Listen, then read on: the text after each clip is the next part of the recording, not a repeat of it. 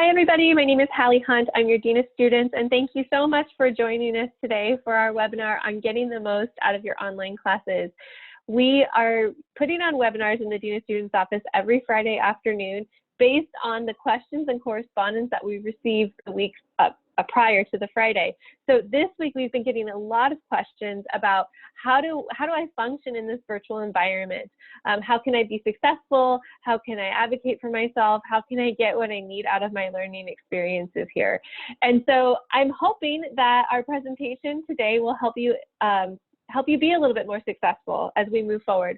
So we received some questions via Instagram and the Dean of Students email account, but we will also enable the chat so that you can submit questions throughout the presentation. We will not identify who has asked those questions at the end, so they are relatively anonymous in that regard. So without further ado, I'm going to turn this over to Emalie Chandras, the coordinator for student conduct, who's going to lead us through the initial presentation. Thank you, Emalie. Yeah, thank you so much for that introduction, Hallie.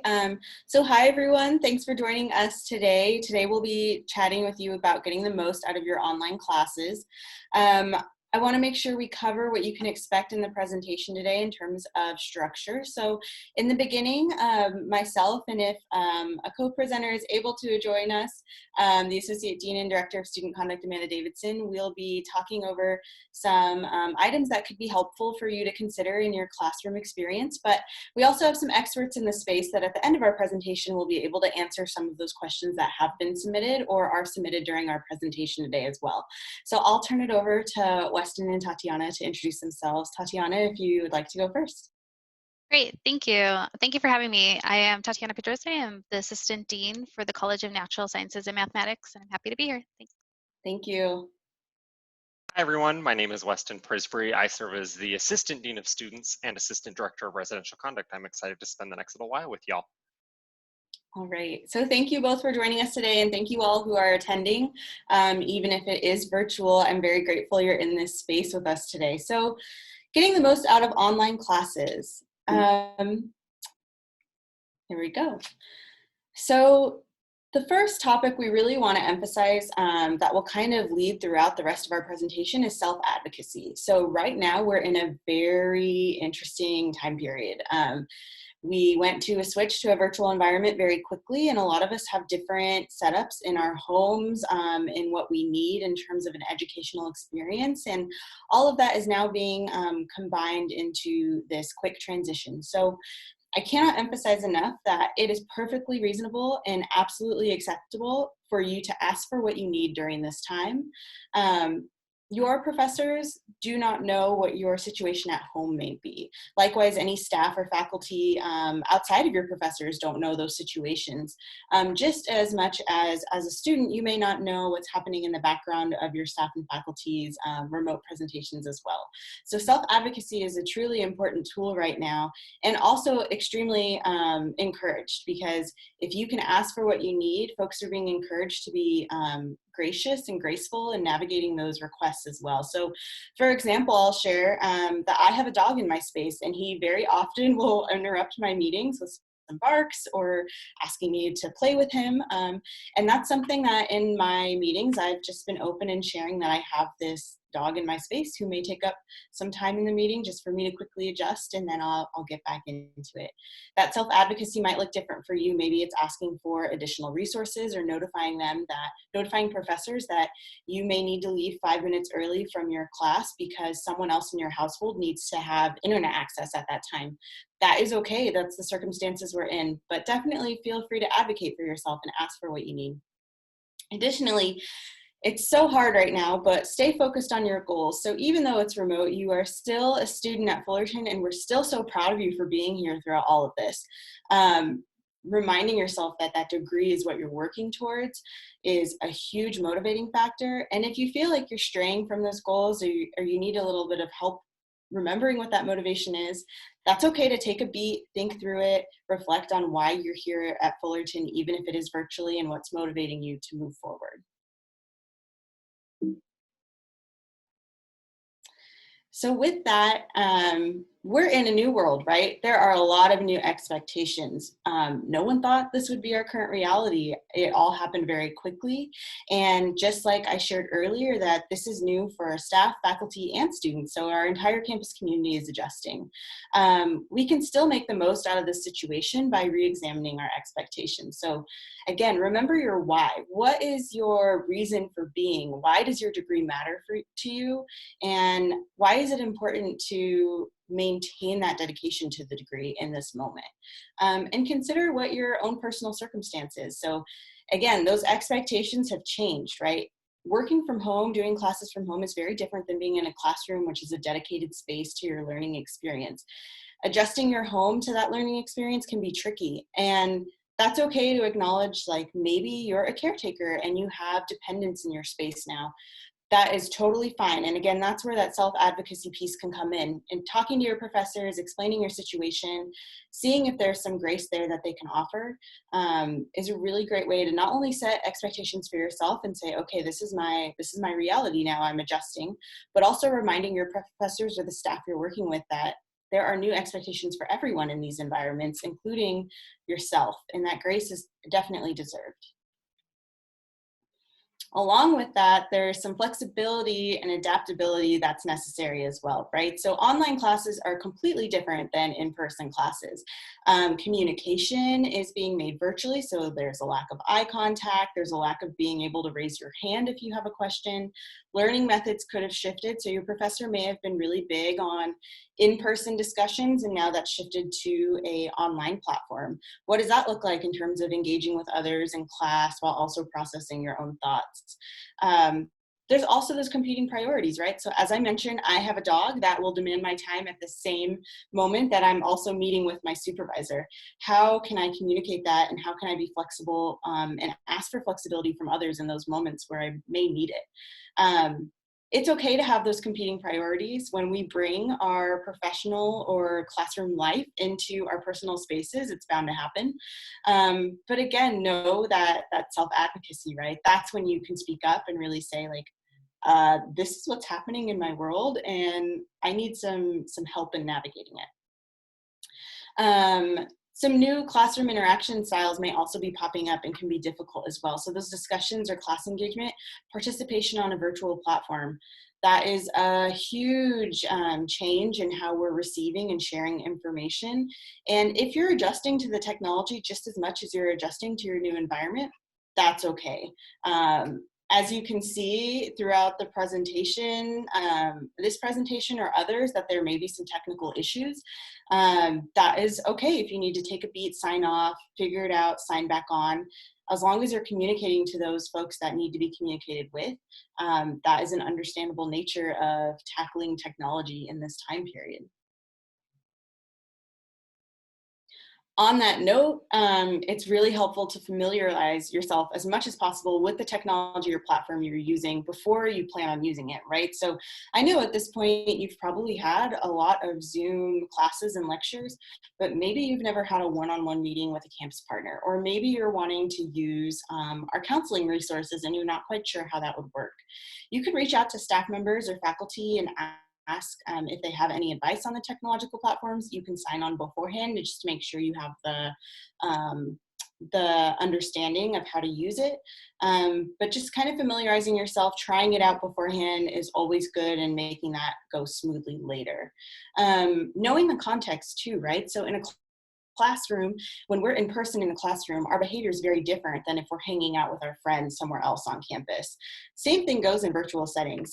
How I am in this presentation right now is not how I will be with my friends at 5 p.m. when we are on a virtual hangout. Just kind of being mindful that we are still interacting in a way that is respectful and kind, and also considerate of others' learning experiences as well, is important in our classroom spaces.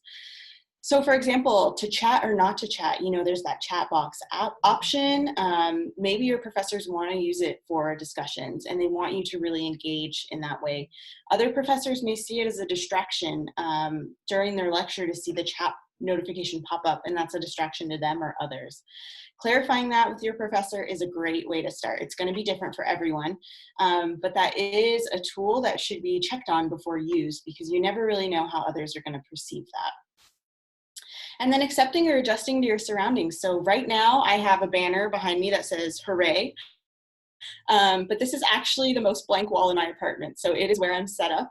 It may be similar to you all in your spaces. There are things going on behind you that you just don't have control over, or maybe your entire apartment is plastered in your favorite band's posters. That is perfectly fine. It's your home, it's your space. But you know, if you feel like I want to keep my love for that band private, you can use Zoom backgrounds. You're definitely encouraged to do what you need to do to make sure that you are comfortable in the space you're in as you're in these settings. At the same time, know that unpreventable circumstances are expected. They're nothing to apologize for. It's just something that, you know, we have to acknowledge and then just kind of move on. We're all in a weird time, and it's okay for weird things to be happening around us. So, you know, he's sleeping now, but my dog may start barking at any moment, and I just will have to accept that happens. Maybe you're home with like 8 other people and 5 of them walk through the background of your screen during a class. You know, that's okay, that's life. Again, just kind of communicating to professors, letting them know, you know, if I have a dependent at home and I need to quickly take care of them, I may put my video off so I can navigate that, but I'll still be listening in. We can cover this at the end, but that communication is key in a professor understanding why things may be shifting around during a lecture, and allowing the space for that to occur without interrupting the lecture is a key component. But it's something that professors probably won't know unless if you communicate that yourself. And then accountability, right? So I know that the first week of this, I was wearing jeans every day. I will be very transparent in saying today, I'm wearing leggings. That accountability can look different in our personal spaces and what that means for our motivation and how we're moving forward. So even in Zoom lectures, I know in a classroom setting, it's easy to stay focused. You have a purpose. There's not really other distractions happening.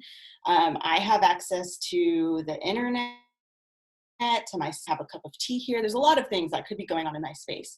It's up to you to hold yourself accountable to maintain focus on your lecture. And that can be so difficult. But, you know, if you know that multitasking is something that does not work for you, try to find a way to eliminate that from your space if you are able to. If you're not able to and you know you're going to be multitasking, maybe connect with someone else in the class and say, hey, can you be my study buddy throughout this? And maybe connect with them 30 minutes outside of class just to say, this is information I think I have covered, but I will be transparent in saying I had to take my dog out at this time. Would you be able to fill me in on what I missed? That's okay. There's stuff that'll happen that may require you to multitask, but as long as you're kind of aware of how that's impacting your learning and also potentially how it could impact others, right? So if I'm here watching a video and you're watching me, but I'm on my phone the whole time, that could be distracting to the professor or other peers. So just kind of be mindful of what's going on in your space and where you may need to draw that line, where you may need to communicate with others. Same thing with side conversations, right? So in class, you can have side conversations and they may or may not disrupt the class, but in physical class, virtual class, having a side conversation in the chat is probably not a good way to go, right? If you have questions about things, asking your professors afterwards or maybe beforehand and saying, can you hang back for 5 minutes so we can make sure we're able to ask you questions we need to ask, using office hours, as I know many professors are still having them, but students are not using them. That's okay if you don't need to use them, but if you have questions, it's a great time to ask as well. And then finally, it's a lot easier to type things out to people that may not be something you'd feel comfortable saying to them in person. So if you're typing something, if you're maybe coming from a place of strong emotions, think through it, say, would I say this to my professor in person? If you wouldn't, maybe hold off on sending that email, typing that in the chat, and really think through, like, what are my actions in this space and how will it impact the person I'm about to send this to? It's so easy to do in just sending a quick text and pushing it out into the universe, but consider that behavior and how it could impact others, especially as we're still viewing a virtual classroom space as a classroom space. Everyone's in this adjustment period. Like I said, staff, faculty, students alike, we are all adjusting to this. So just making sure that as you notice your patterns, the ebb and flow, recognize what works for you, what doesn't work for you, and give grace when you notice that others are going through the same thing, right? Productivity versus possibility. It is really admirable to want to be at a 100% productivity level right now. I mean, that's our goal always, right? And at the same time, we are in a global pandemic. What's possible may not be that 100% productivity. It may be 70%, it may be 50%. But as long as you're trying your best to do what is feasible for your possibility limit and what is possible for you, that is going to matter. And that's what's most important right now. That productivity is important, but there's a lot of different things happening, all those factors we just talked about today. It's okay to give yourself a break and just say, you know what, this is where I'd like to be, but this is what's possible right now, and I'm going to be moving forward with that. Integrity in a remote environment. And so in a remote environment, it can be really tempting to do a quick Google or look into other resources and answering questions. Remember that your degree is still holding value, right? And so we want to make sure degrees are being earned in an ethical and admirable way in terms of integrity. So just kind of think through, like, how are my actions reflecting what I want my degree to mean when I graduate? Just because something is easier now, maybe, doesn't mean it's a correct or ethical route to take, and doesn't mean that there still could be potential consequences if that integrity is sacrificed in an academic environment. And then patience for yourself and others in the unexpected. So I think we've covered this a lot, but it's okay to be adjusting, and it's okay for everyone else around you to be adjusting too. As long as you keep communicating, as long as you keep trying to reach out, that is a perfect way to be. Just have that patience and know that it's never going to be what it was in the classroom space, right? We just have to adjust to this new normal and accept that this is the normal now. Some other things that I think are really important to know are these resources here. So let's say you've been reaching out to your professor and their answer is really not accommodating or not supportive of what you may need some assistance on. You have other options to reach back out to. So our experts will be able to share a little bit more about who do you go to when you get those answers. But something you can always do is reach out to the Dean of Students office. We're happy to help you navigate and be an advocate for you in those settings as well. Information technology or IT support is a great way to not only find a lot of different softwares that are available to students, like the Adobe Suite, but also figure out how-tos. How do I actually log on to Zoom when it's now requiring me to go through an authentication process? COVID-19 information, that website there is going to be your best source to stay up to date on minute-to-minute updates in terms of coronavirus and how that's impacting campus. And Titans Keep Learning is another academic resource you can look over in terms of different ideas and support systems that can help you during this time. So with that, we're going to be moving into our question and answer session. So I'm going to pass it over to Tatiana and Weston, but thank you for your time today and for sitting through that presentation with us. And so I will pass it over to you now, Weston. Thanks for that info, Emily. Thanks for honestly just being transparent with us and sharing some insider tips and tricks. I think it's helpful for us all to just be real about what we're experiencing. And some people might be doing really well, and that's great. And some people may not be doing so well, and that's also fine as well. So wherever you're at, know that we're here for you, that we support you, and that we'll work on this together. And we're going to come across some road bumps along the way, but we'll address those as we go through. So there's some questions that were submitted to the Dean of Students office email addresses, and these questions were summarized into really the 5 main questions that we're getting from students. A lot of them center around what the classroom actually looks like. And so I'm going to let Tatiana answer those since she's an assistant dean in the College of Natural Sciences and Mathematics, and then also she's a faculty member as well. So she can use her insight on what those are, and then I'll take it more so from the Dean of Students lens and answering a few of the other questions. Great, thanks, Weston. So as they shared, I do teach online class right now. We are virtual, and I want to say a lot of the things that I've been coming across, and I've actually been learning from students. So meeting with students, advising students, I feel like you all know what's best for you. And one of the things that you could always turn to for support is your assistant dean in your colleges. So every college has an assistant dean. A lot of the support programs on campus have an assistant dean that you could reach out to. You also have your student success teams. So all the specialists, graduation specialists, retention specialists, they're here to support you as well. So if you feel like you are in a classroom setting and you are having difficulty and you're not sure how to reach out to your faculty members, you could also ask us for support. We're liaisons between the faculty and the students, so we definitely could help you ask those questions to your faculty members or the chairs of your departments. We could also put you in touch in the right resources and the right people. One of the first questions that is on the Q&A is, what if I am not able to minimize noise or be in a secluded space for class? And I feel like this is real for a lot of us, even faculty and staff. So I would say the first thing is to acknowledge that and to share that information. I think the number one thing that we're all talking about today is communication and how communication is key. So one of the things that you would probably want to do is talk to and kind of look at your surroundings. And if you are living with others, talk to them about, this is my class time, make a schedule, and then let them know if I am in my room with my door closed, this is, why. Because they might be asking you questions or to do things or to help things around the house. Another thing you could do is communicate with your faculty and tell them, I don't have a secluded space, or it's really hard, so I'm going to be on mute, or I'm going to hide my camera, like they're suggesting earlier, so that they understand why they might not be able to view you or hear you.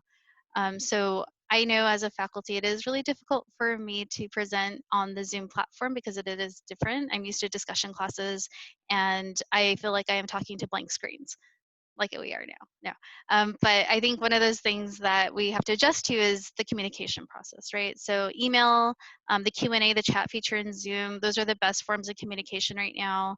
Messaging faculty, and then also keeping those lines open. So sometimes they might not get back to you within 24 hours. It might take 48 hours, where before it used to take 24 hours. So being graceful with that too, and patient. And then the same, vice versa. So if, you're emailing them or they're emailing you, right, and you're not able to get back to them, that's fine too. But just let them know, like, I apologize, I wasn't able to get back to you, as fast as I could, but this is, my reality right now. And then the second thing is, I think that goes into 1 and 2. The last thing was, what if I advocate for myself and my professors say no? So again, that's where the student success teams and the assistant deans are here to support you.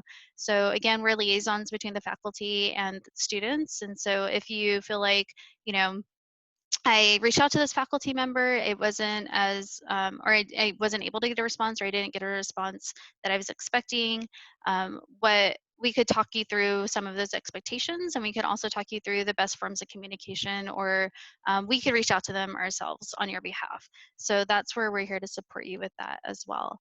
And we're still here virtually, so you could always, Zoom one-on-one appointments with us.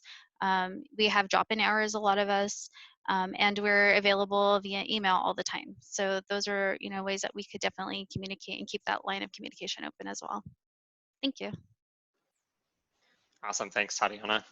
The questions that I wanted to go over were the questions specifically related to software or devices. So we know that the move to virtual was not easy for a lot of students. A lot of students depended on the technology that was present on campus to complete their assignments, to complete their quizzes, tests, all of those things. And that included computers, laptops, Wi-Fi, software, really all of the above.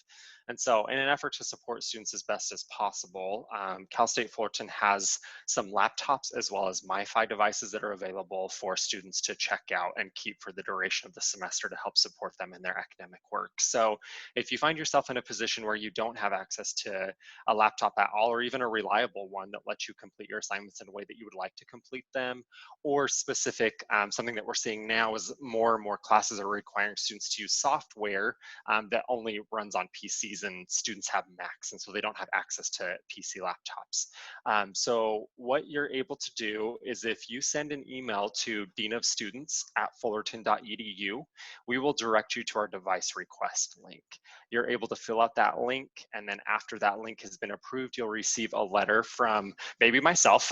I'm overseeing that process, so you might get a letter from me letting you know that your device request was approved and where you can pick up that device. We want to make sure that technology is not a barrier as much as possible for our students, despite everything else that might be going on for them.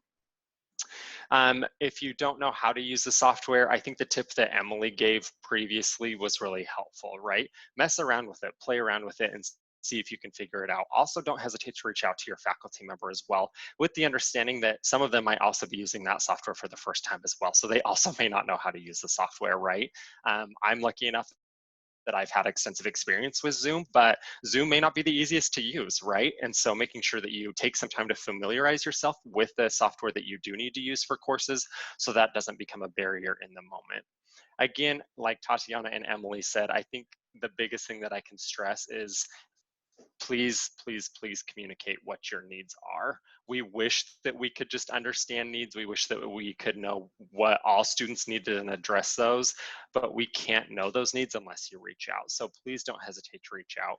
I know a lot of students will feel that they don't want to bother us, or they don't want to be a burden, or that their issues that they're experiencing are relatively calm or minute compared to what others are experiencing, but know that no issue is too small. We're happy to help. That's what we're here for. Our help looks different because we're virtual, but we'll help any way that we can. So I think those address the questions that are here on the Q&A. I'm not sure if we had any other questions pop up that we can help answer. I don't know that we have any, so I'll turn it back to Emalie to round us out, unless Ezra's got something. We've got a few questions. Okay. So our first question is, I'm in a class that was hard when it was in person, but I'm finding it almost impossible to understand and learn the material in a virtual environment.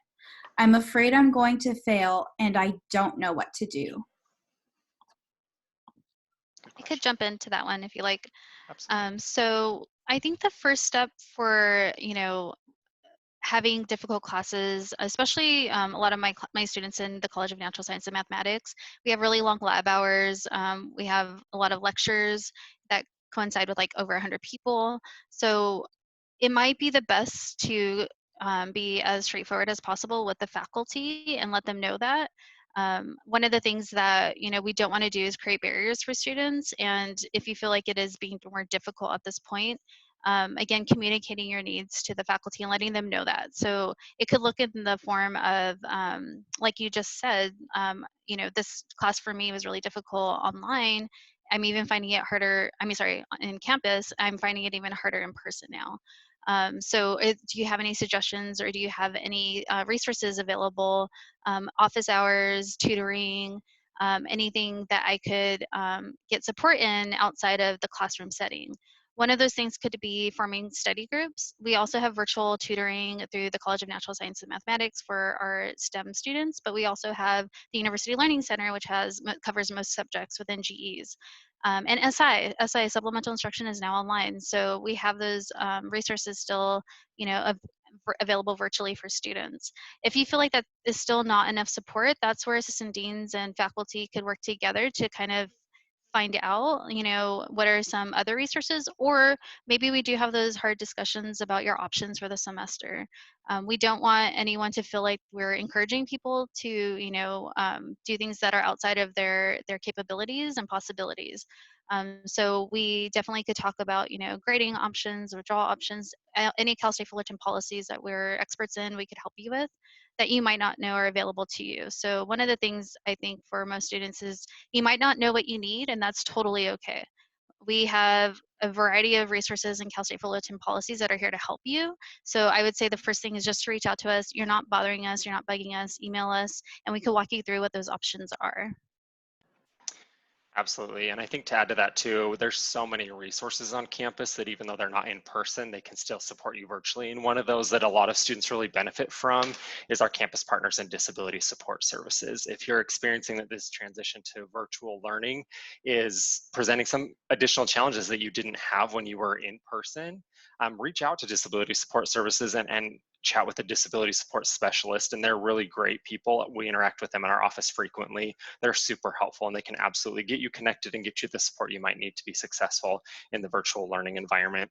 And then a shameless plug, next week at the same time, we're actually going to be doing a workshop on the new credit, no credit policy that was announced to students this week. So if that's another stressor for you, we encourage you to tune in next week to explore more of what this policy has the potential to, what this policy could mean for you as a student, as well as things to consider before you move forward with taking advantage of that policy. So it'll be some really great content next week. So we encourage you to hop back on with us next Friday at 3 o'clock.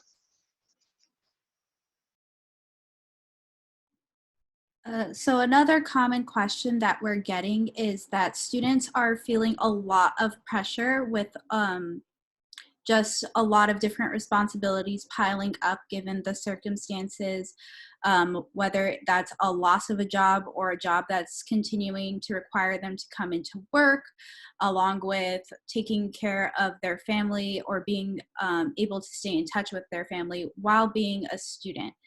So what advice do you have for students that are just completely overwhelmed during this time?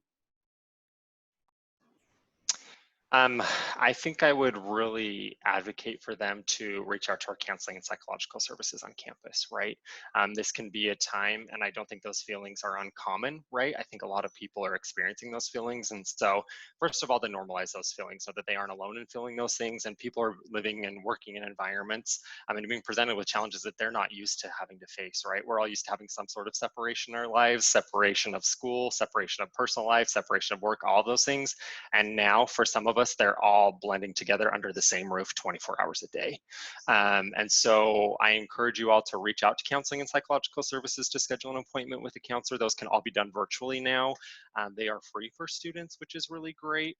So reach out. And then again, I think scheduling as much as possible is really important. I think that's something that's been really impactful for me in helping me to not feel overwhelmed, is to maintain as much structure as I can in my life. So I'm trying to wake up at the same time every day. I know that I'm going to be working between these hours every day. I'm going to be taking lunch at this time every day. I'm going to try and cook dinner at this time every day. I'm going on at least one walk a day, a 30-minute walk once a day. I'm trying to make my life as structured as I can, because it feels like nothing. I have control over nothing in my life. So I'm going to try and take control over those little things that I can. If I could add to that, I would say the campus has also funded the u.fullerton.edu app, and that is really helpful, and most students are really liking it because it's at your time, and it's whenever you're available to log into those workshops and view them. And they have a lot of great tips, just like Weston was saying, with scheduling, setting priorities down, all of the things that made you a great student, and that really helped you through your classes before this. You want to go back to those, things with time management, with scheduling, with calendars, and even more so now that everything is kind of all in the same space. However, I know that a lot of students are working in the service industry. You are those people on the front lines, and I feel like a lot of that is just stressful enough for your families. So I think acknowledging that and talking about it with counselors, but also talking about it with friends and family members as well. I think that would help at least name what it is that are the stressors in our lives, and just being really open about it too. And what are those things, and taking advantage of the resources like Weston was saying. I think that would be really helpful too. And I also want to add that, previously to a virtual environment, many professors were open to students asking for extensions or being really lenient with some of those assignment requirements when there were personal emergencies or crises happening in times pre-coronavirus, right? That still applies. And the hard part is really being vulnerable and asking for that help and saying, I am a frontlines worker and I'm facing this every day, and I still have this paper due at the end of the week. I have to work 40 hours to make my rent. Professors will understand that. And if they don't understand that, that's when you loop in those additional resources we've already talked about, because it's totally fine to ask for an extension for you to have a successful life outside of just your academic experience, right? Because we want you to graduate, we want you to do your best, but you're also a person first before everything else. So I just wanted to throw that in there too. Thank you, everybody. I really appreciate our panelists today for the excellent information that they gave. I appreciate all the participants and the students who have submitted questions to us. I hope that this was helpful for you. I just want to let you all know that this recording will be posted on the Dean of Students website by next Tuesday, but sometimes they get posted a little bit early. So if you think that this was helpful and you have friends who were able to attend, make sure to share this link with them. Next week, as Weston said, we're going to be discussing the credit, no credit policy option that was just announced this week. We're getting a lot of questions, and so we're compiling those. We're trying to work with our partners in academic affairs to put together a really solid panel of folks who are going to be experts on this and who will be able to answer your questions. So please join us next week, and know that we're here for you. So all of these web series, all these workshops that we're doing are based solely on the kinds of communication that you're sending to us. So if there's something that you need, please don't hesitate to email us at deanofstudents@fullerton.edu. You can also go to our website. All of these will be posted on our website as well. I hope that you and your loved ones are staying healthy during this time, and I really look forward to seeing you all soon. And until then, please join us every Friday at 3 p.m. We'll be discussing issues that are important to you. Thank you so much, everybody. Bye-bye.